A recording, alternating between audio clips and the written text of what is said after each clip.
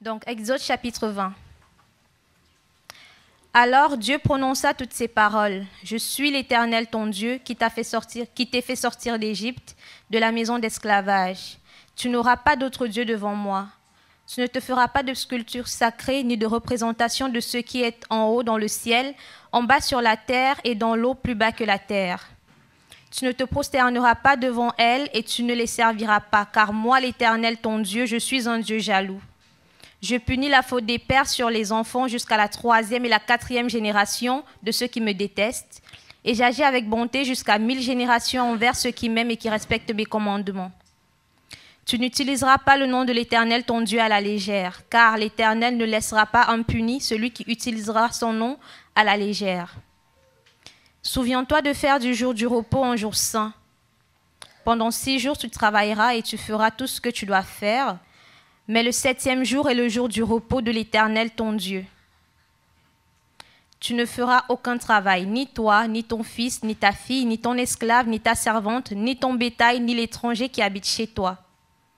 En effet, en 6 jours, l'Éternel a fait le ciel, la terre, la mer et tout ce qui s'y trouve, et il s'est reposé le 7e jour. Voilà pourquoi l'Éternel a béni le jour du repos et en a fait un jour saint. Honore ton père et ta mère afin de vivre longtemps dans le pays que l'Éternel ton Dieu te donne. Tu ne commettras pas de meurtre, tu ne commettras pas d'adultère, tu ne commettras pas de vol, tu ne porteras pas de faux témoignages contre ton prochain, tu ne convoiteras pas la maison de ton prochain, tu ne convoiteras pas la femme de ton prochain, ni son esclave, ni sa servante, ni son bœuf, ni son âne, ni quoi que ce soit qui lui appartienne. Tout le peuple entendait les coups de tonnerre et le son de la trompette et voyait les flammes de la montagne fumante.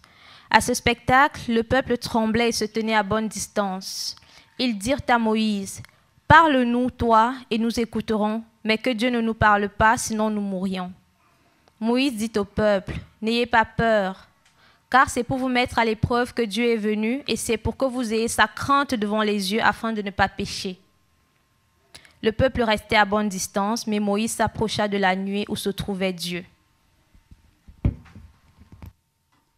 Bonjour. C'est à moi de vous souhaiter la bienvenue aujourd'hui à l'Église Connexion. Je m'appelle Eduardo, je suis en préparation pour être candidat, pour être ancien ici à l'Église Connexion. Et si vous voulez savoir ce que c'est un ancien, on peut discuter après. Alors, je vous propose de faire une courte prière pour commencer. Seigneur notre Dieu, on vient devant toi avec ces textes.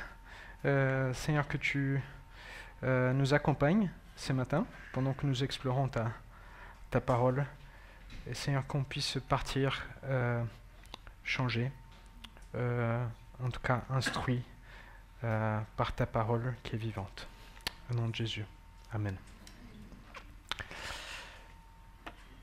Alors, on arrive aux 10 commandements. Avec la traversée de la mer Rouge, c'est très certainement les 2 scènes très connues. Pardon, je vais laisser ici. C'est très certainement une des 2 scènes les plus connues du livre de l'Exode. Et c'est les points culminants. Et j'imagine que vous tous, dans une certaine mesure, par culture ou pas avoir grandi dans une église, vous avez une idée de ce... Vous avez peut-être une image en tête quand vous pensez à cet épisode-là. Et je ne sais pas si c'est moi, mais pendant très longtemps, j'avais tendance à imaginer la réception des 10 commandements comme ça. Alors c'est très pixelisé. Mais oui, j'avais tendance à imaginer comme ça, avec un Moïse, avec les tables des 10 commandements, qui explique au peuple tranquillement les règles pour bien vivre en société. Et peut-être que c'est comme ça que quelques-uns parmi vous imaginaient aussi les 10 commandements. On est d'accord, par rapport à ce qui a été lu, ça ne va pas du tout. On peut même jouer les jeux de cette différence, on peut même jouer les jeux de toutes les différences, parce qu'il n'y a rien qui va. Dans les textes, ce n'est pas Moïse en train de parler au peuple, c'est Dieu lui-même. Moïse est en bas de la montagne, avec les peuples, peut-être un peu plus proche de la montagne, mais en bas quand même. Il n'y a pas de table. Alors, je ne sais pas vous, mais quand je pense à 10 commandements, tout de suite, je pense à table. Mais il n'y a pas de table. Ici, on n'a pas parlé de table. Ça va venir plus tard, mais pour l'instant, les 10 commandements, c'est la voix de Dieu qui parle, et c'est ça. Autre point de différence, il ne fait pas beau du tout.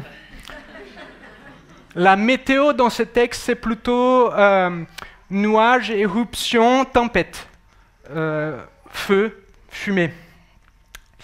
Et surtout, l'autre différence, les gens ne sont pas calmes comme ça. Ils sont plutôt dans un état de panique, proche de tomber dans le pomme. En fait, ils ont l'impression qu'ils vont mourir s'ils continuent d'écouter. C'est littéralement ce qu'ils disent. Donc, enfin, on a fait assez de différences, mais assez pour voir que l'ambiance était assez impressionnante et surtout très très différent de ça. Une ambiance impressionnante, effrayante, menaçante.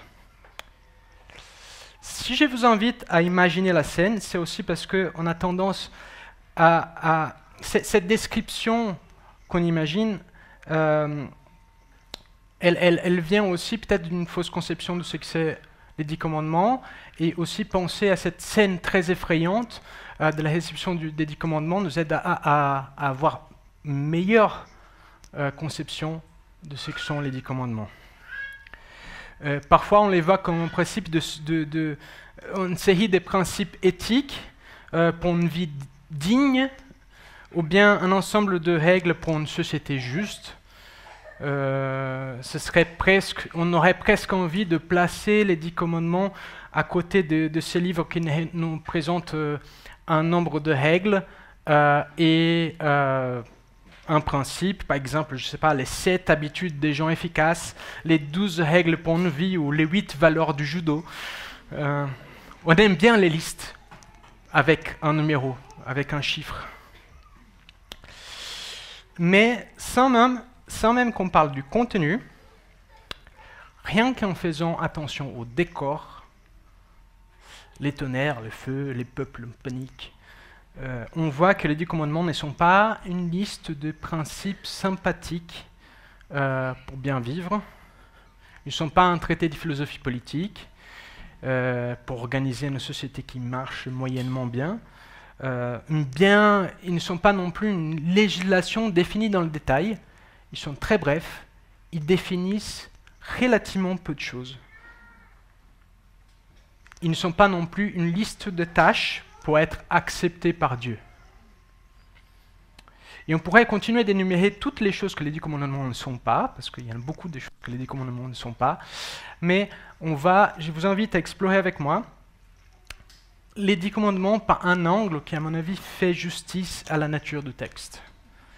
Les 10 commandements dans les contextes de l'alliance de Dieu avec son peuple. Donc,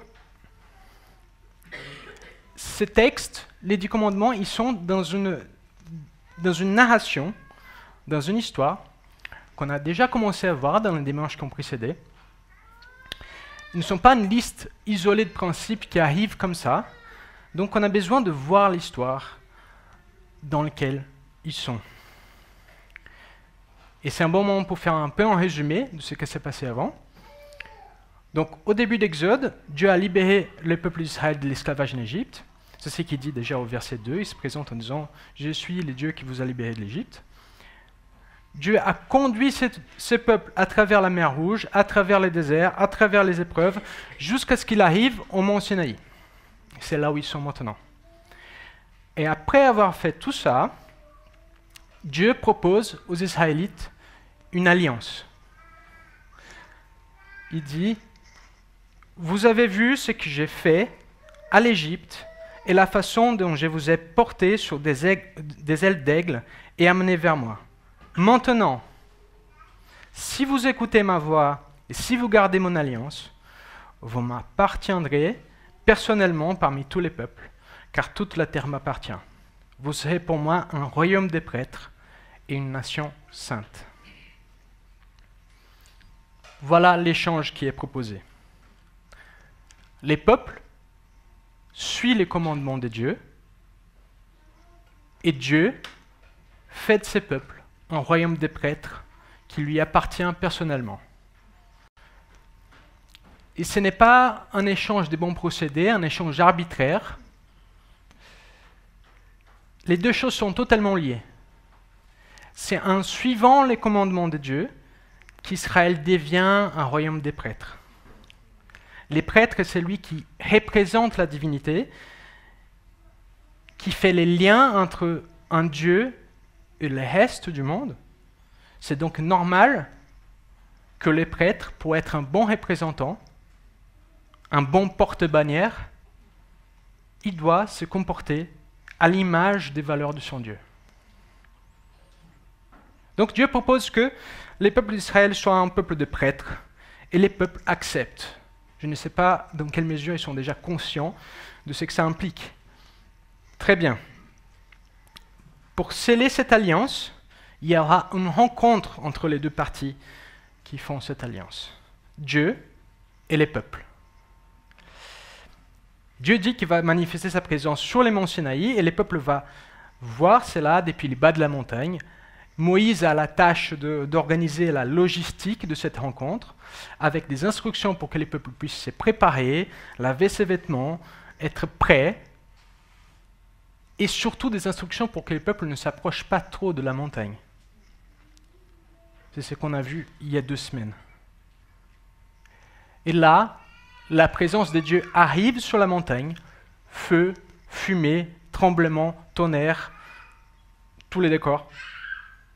Et Moïse descend de la montagne, rejoindre les peuples. C'est là où on est. Et là, pour la première fois, Dieu parle d'une façon où tous les peuples entendent. Ce n'est pas seulement Moïse, ce n'est pas Moïse qui parle, c'est Dieu qui parle et tous les peuples entendent.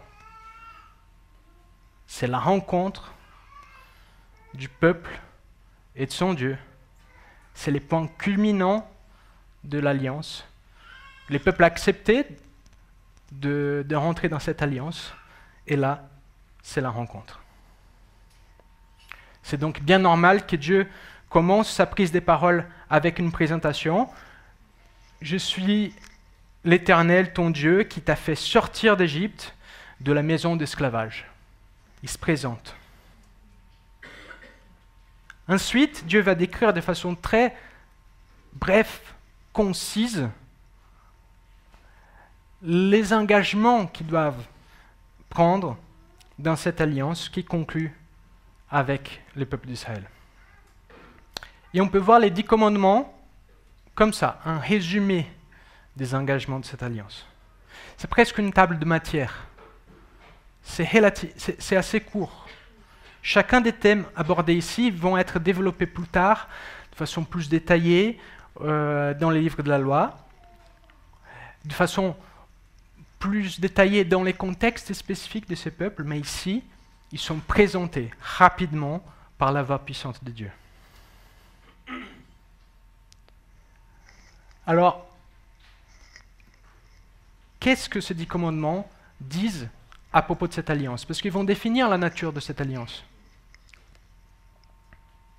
D'abord, ils montrent que c'est une relation d'exclusivité. Les premiers commandements. Pour être un peuple de prêtres, ils doivent avoir un seul Dieu. En avoir d'autres, ce serait une contradiction avec cette relation-là. C'est comme un mariage monogame. Dès qu'il y a une autre personne qui est incluse dans la relation, la nature de la relation change, ce n'est plus la même. Là, c'est la même chose. L'alliance, elle est exclusive, ça fait partie de la nature de la relation. Inclure un autre Dieu, ce serait sortir de l'alliance. La façon la plus naturelle d'essayer de contourner éventuellement cette exclusivité, elle est déjà interdite dans le 2e commandement. Parce qu'on peut essayer de contourner l'interdiction de ne pas avoir d'autre Dieu en faisant un autre Dieu et donnant les noms du vrai Dieu.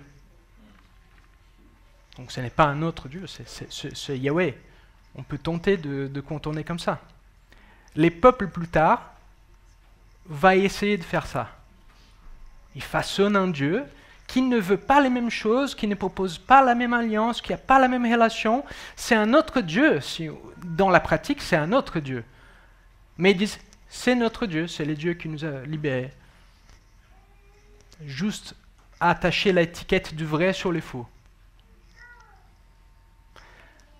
Ça, c'est ce qui est interdit par le deuxième commandement. Quand on prend quelque chose de créé, une idole, et on essaye piètrement de dire que c'est Dieu. D'ailleurs, c'est intéressant de voir que on peut faire ça à chaque fois qu'on n'est pas fidèle à la révélation que Dieu fait de lui-même. À partir du moment qu'on façonne une image de Dieu, avec nos idées, avec nos mains, on utilise une image, un animal, une personne, une idée politique, une idéologie, une civilisation, et qu'on fait de cette image-là l'objet de notre louange, c'est l'idolâtrie. On peut donner les noms du christianisme, on peut donner les noms de Dieu, c'est de l'idolâtrie détournée. On a au moins fait l'effort d'essayer d'attacher l'étiquette. Mais c'est de l'idolâtrie. Et Dieu appuie ses commandements, ses interdictions, en disant qu'il est un Dieu jaloux, qui a une description qui peut nous paraître très bizarre. Surtout si on associe jaloux à l'idée de quelqu'un qui soupçonne les mal là où il n'y a pas. Ce n'est pas l'idée ici. Vous voyez, si vous êtes dans une relation, dans un mariage par exemple, et vous avez l'impression que ça ne fait ni chaud ni froid à votre conjoint, que vous soyez en train de lui tromper, alors vous avez un conjoint indifférent. Et ce n'est pas la description que la Bible fait des dieux. Donc l'alternative à ce Dieu jaloux, cette description qui nous fait bizarre, c'est un Dieu indifférent. Un Dieu totalement indifférent avec un peuple qui s'éloigne de lui. Un Dieu qui n'a pas vraiment envie de se faire connaître, ou enfin, les moments où les peuples s'éloignent de la connaissance de lui, ça ne lui fait rien. Ce n'est pas un Dieu indifférent qu'on voit dans le 10 commandements. Il est engagé dans cette alliance et sa sévérité, c'est une preuve de cet engagement. Mais si la sévérité est une bonne nouvelle face à l'alternative, qui a une différence, elle n'est pas une pleine bonne nouvelle sans la révélation de la bonté de Dieu. S'il montre que sa sévérité, elle a des impacts qui vont bien au-delà des gens qui, au début, ont décidé de s'éloigner de lui, il parle d'un impact de sa bonté qui dure 1000 générations. Ce ne sont pas des chiffres à prendre littéralement, bien sûr. C'est plutôt une idée des échelles, c'est une figure de style. Mais juste pour donner une idée, 1000 générations, c'est très très long. 1000 générations, c'est beaucoup plus que le nombre de générations qui lient les temps de Moïse à nous. C'est long, 1000 générations. En tant que prêtre, qui représente Dieu,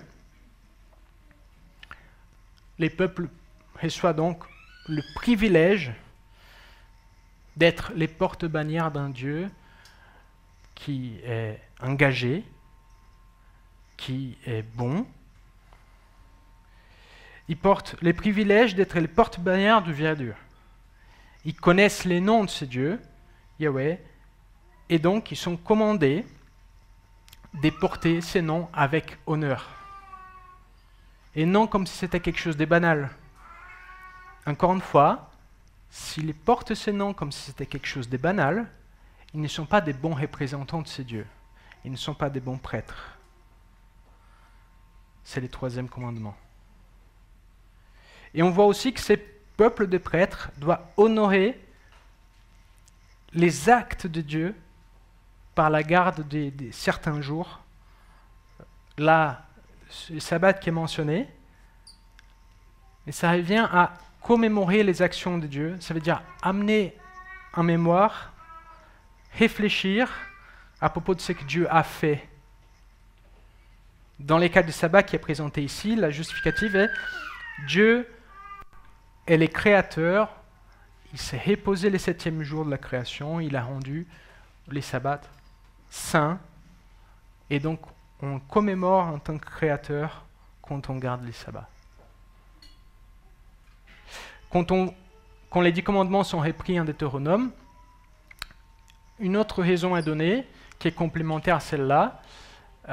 Dieu est commémoré en tant que celui qui a libéré Israël de l'esclavage. Donc même les esclaves doivent reposer ces jours-là. Encore une fois, ça revient à faire un lien entre la garde du sabbat et quelque chose que Dieu a fait. Les peuples d'Israël est encouragés à se souvenir de Dieu par ce qu'il a fait. Et si le deuxième commandement interdit à Israël d'identifier Dieu avec ce qui n'est pas, les quatrièmes commandements, il leur donne, Israël, à commémorer ce que Dieu est, ce que Dieu a fait.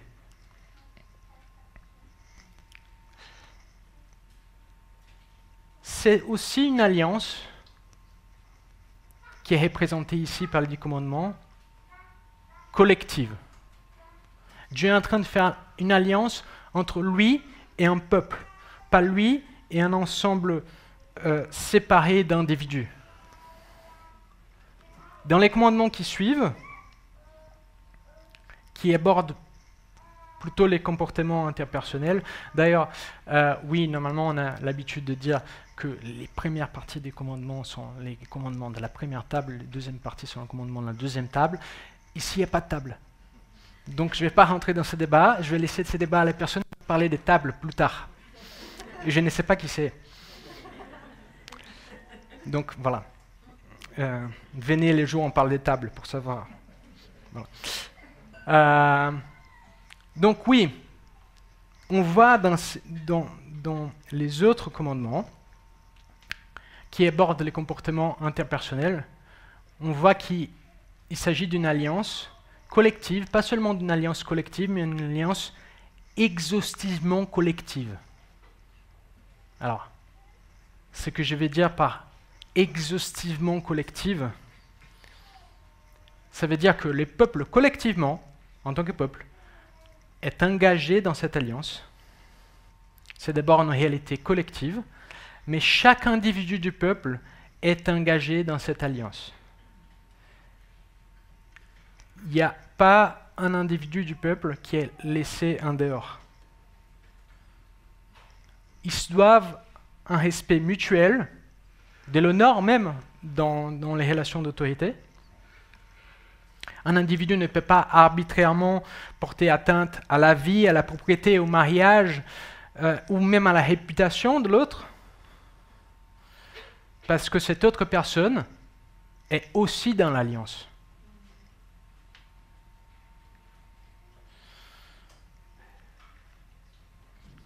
On voit que ces autres commandements, ils sont là, quand on dit que les commandements des 10 commandements sont présentés de façon très concise, c'est là où ils ont vraiment un rythme de déclaration rapide. Pas de meurtre, pas d'adultère, pas de vol, pas de faux témoignage. C'est rapide, il n'y a pas d'explication. Alors que les 4 premiers, on avait une explication plus longue, probablement parce que ces 6 derniers, ils sont plus faciles à comprendre. On peut se placer facilement du côté de la personne qui est honorée par ces commandements-là, ou en tout cas qui va recevoir les effets concrets de ces commandements-là.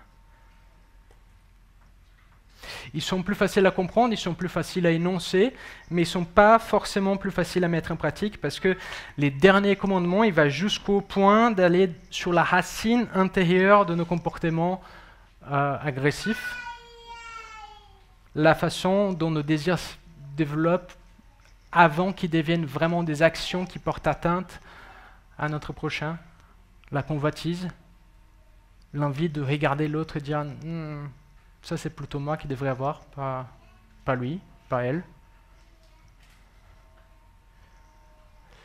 Si les peuples laissent la convoitise prendre racine chez eux, ils ne vont pas pouvoir être un royaume de prêtres. Pas proprement. Et si l'aspect exclusif de l'alliance nous montre que Dieu est un Dieu jaloux, qui n'est pas indifférent à notre relation avec lui, l'aspect collectif nous montre un Dieu qui n'est pas indifférent à aucune personne de son peuple. Les comportements des uns envers les autres, ça les concerne.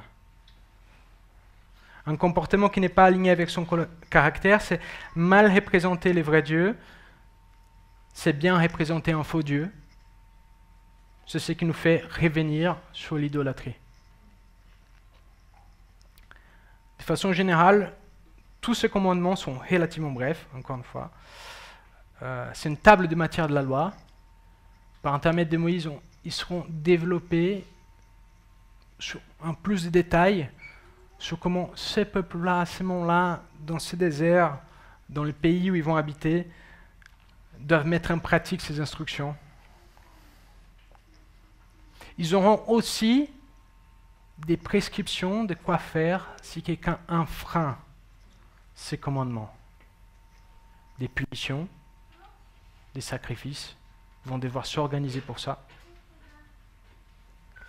Et ça c'est important parce que ces commandements, en effet, au-delà de montrer qui Dieu est et quelle est la relation d'alliance qu'il veut avoir avec son peuple, il va montrer l'écart entre la sainteté de Dieu et les péchés des êtres humains. Pas seulement les péchés d'Israël est mis en évidence parce que c'est les peuples qui sont dans l'alliance, mais leur péché est une caractéristique humaine partagée par tous les peuples de la terre. Cet écart est mis en évidence pas seulement par les fonds des commandements, qui exige quelque chose de dur des Israélites, mais aussi, et peut-être surtout là, ce qui est ressenti par les Israélites, l'impact de la voix des dieux qui parlent directement au peuple, qui va le faire entrer dans un état de panique, presque désespoir. Ils ne veulent plus entendre la voix de Dieu directement. Pour eux, c'est insupportable. Moïse le rassure d'une façon très paradoxale, très bizarre. Il leur dit de ne pas avoir peur, mais que cette manifestation de Dieu est faite exprès pour leur inspirer de la crainte.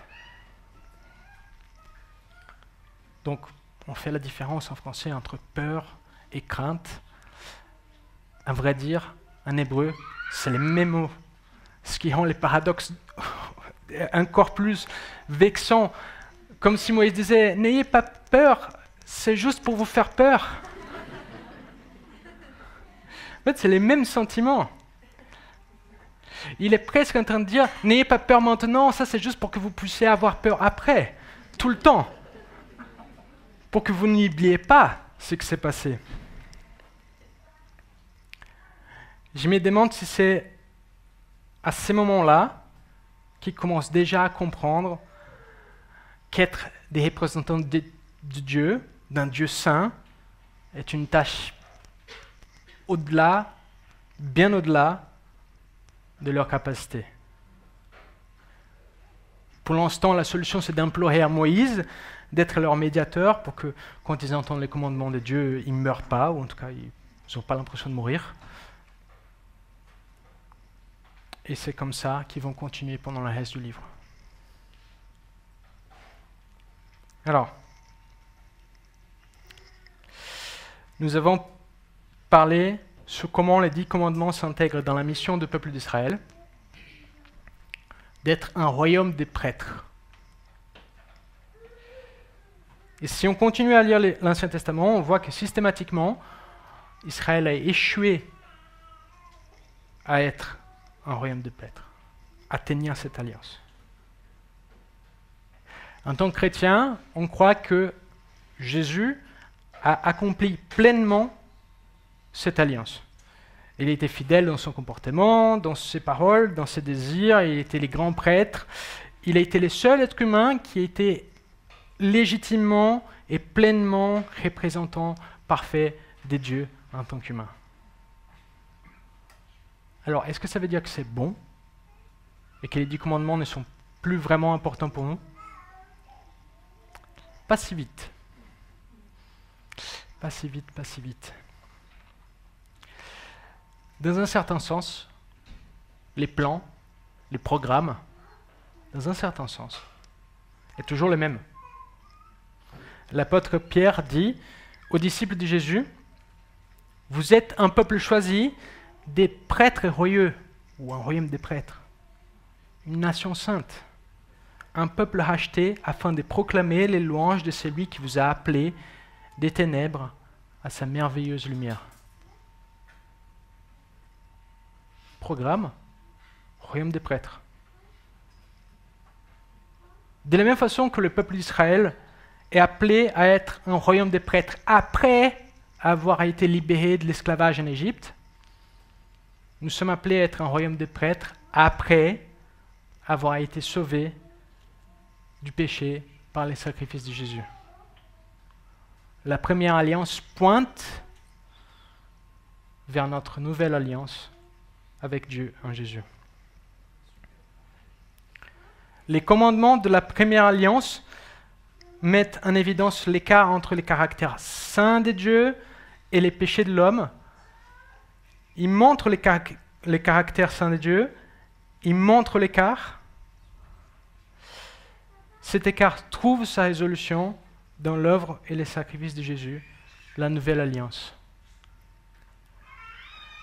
Ils ont un programme, être un royaume de prêtres. Ils ont un écart qui se manifeste, une tension, une angoisse. Cette angoisse, elle atteint sa résolution dans le sacrifice de Jésus. Comme Jésus a pris les jugements de son peuple sur lui, nous pouvons être les représentants de Dieu parmi les peuples sans la crainte du jugement. C'est toujours notre appel, cette fois-ci sans la panique. Et en étant un royaume de prêtres, nous connaissons et faisons connaître Dieu en suivant ses commandements. Et je vais revenir sur notre image du début. On a vu que cette image ne correspond pas du tout à Exode 20. Ça ne va pas du tout. Mais si on enlève les tables, on oublie les tables encore une fois, on laisse les tables pour après. Cette image, elle peut vraiment nous rappeler les sermons sur la montagne, où Jésus enseigne à ses disciples. Il dit à ses disciples qu'ils sont le sel de la terre. Il dit que de la même manière, votre lumière brille devant les hommes afin qu'ils voient votre belle manière d'agir et qu'ainsi célèbrent la gloire de votre Père céleste. Royaume des prêtres, représentation. À cette occasion, sur le sermon de la montagne, Jésus va faire une lecture des 10 commandements dans l'esprit originel des 10 commandements. Ça veut dire pas une checklist de tâches à faire ou ne pas faire, mais une expression de privilège d'être un peuple représentant du caractère de Dieu. Pas de panique, crainte paralysante ou tremblement cette fois-ci. Jésus, il enseigne avec l'autorité de Dieu, mais avec une voix approchable d'un médiateur. Alors, à quoi ça ressemble de mettre ces commandements en pratique aujourd'hui en tant que membre de la nouvelle alliance? Je vais faire une une application un peu de flemmard, mais je vous invite à lire les sermons sur la montagne, Matthieu chapitre 5, 6 et 7. Alors ça veut dire un peu bizarre, on vient écouter la Bible, on dit de lire la Bible sur un autre texte, mais en fait ces textes ont beaucoup de parallèles, et ça serait génial si on pouvait les voir ici, mais ça serait trop long. Jésus fait une relecture des 10 commandements et il donne des exemples qui sont toujours très actuels, qui ne sont pas vraiment difficiles à transposer sur notre contexte contemporain, donc je vous invite vraiment à faire l'exercice. Et je vais donner juste quelques exemples. Jésus met en évidence l'exclusivité de l'alliance que nous avons avec Dieu en disant de ne pas servir à la fois Dieu et les richesses. Encore une fois, interdiction de l'idolâtrie, alliance exclusive avec Dieu. On ne peut pas mettre tout notre effort, on a parlé il y a quelques dimanches, on ne peut pas mettre tout notre effort pour gagner un maximum d'argent et en même temps mettre tout notre effort pour glorifier Dieu. Il faut choisir. Si on essaie de le faire, on va être un royaume des prêtres de l'argent et pas un royaume des prêtres des dieux. Jésus met en évidence aussi l'aspect collectif de l'alliance en montrant que notre relation avec Dieu a tout à voir avec notre relation avec les autres autour de nous. Il dit, si donc tu présentes ton offrande vers l'autel et que là tu te souviennes que ton frère a quelque chose contre toi, laisse ton offrande devant l'autel et va d'abord te réconcilier avec ton frère, puis viens présenter notre offrande. Donc si on a un différend avec un frère ou quelqu'un de proche de nous et qu'on veut être fidèle à l'alliance, que nous avons à ce privilège d'être les représentants de Dieu, on va rapidement essayer de les résoudre. Demander pardon s'il faut, donner pardon s'il faut, mettre les choses au clair s'il faut. Jésus met en évidence aussi l'aspect individuel, exhaustif de cette alliance, en montrant que même notre cœur et notre regard est un domaine qui doit manifester les caractères de Dieu. Il dit, vous avez appris ce qui a été dit, tu ne commettras pas d'adultère, mais moi, je vous dis, tout homme qui regarde une femme pour la convoiter a déjà commis un adultère avec elle dans son cœur.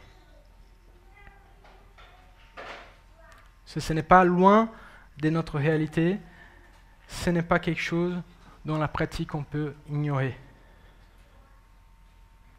Peut-être qu'en lisant les Sermons sur la montagne, les chapitres 5, 6, 7, si vous faites l'exercice, je vous invite vraiment à le faire, vous commencez à avoir un peu de la panique du peuple, un petit peu, ou beaucoup, quand ils ont entendu la voix de Dieu. La sainteté de Dieu, encore une fois, elle est mise en évidence. Les projets de faire partie d'un royaume de prêtres et d'exprimer cette réalité par nos comportements semblent difficiles. Si c'est notre cas, plutôt que d'ignorer l'appel, qu'on puisse se souvenir du contexte de l'alliance, d'un Dieu qui a fait en avance le nécessaire pour notre salut, qui a pourvu un médiateur pour qu'on puisse écouter sa voix sans panique. Je vous invite à prier avec moi.